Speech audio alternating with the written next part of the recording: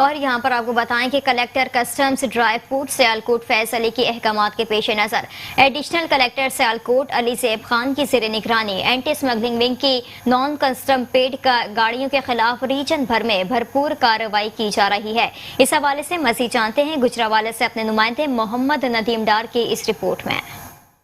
Collector custom dry port Sialkot Faiz Ali کے احکامات کے پیش نظر ایڈیشنل کلیکٹر سیالکوٹ علی زیب خان کی زیر نگرانی اینٹی اسمگلنگ ونگ کی نان کسٹم پیڈ گاڑیوں کے خلاف ریجن بھر میں کارروائیاں جاری ہیں۔ اسسٹنٹ کلیکٹر کسٹم میڈم مریم جمیلہ کی زیر قیادت کسٹم انسپکٹر اینٹی اسمگلنگ سائم ڈار اور ان کی ٹیم نے چاندہ قلعہ بائی پاس گجرانوالہ کے قریب کارروائی کرتے ہوئے کروڑوں روپے مالیت کی نان کسٹم پیڈ گاڑیاں BMW کار اور V8 لینڈ کروزر قبضے میں لے کر پاس اور مالکان کے خلاف کارروائی کا آغاز کر دیا ہے۔ شہریوں نے کسٹم انسپکٹر اینٹی اسمگلنگ سائم ڈار اور ان کی ٹیم کو اس شاندار کارکردگی پر خراج تحسین پیش کیا ہے۔ کیمرامین فاض خان کے ساتھ Muhammad Nadeem Dar, metro one news, Gujranwala.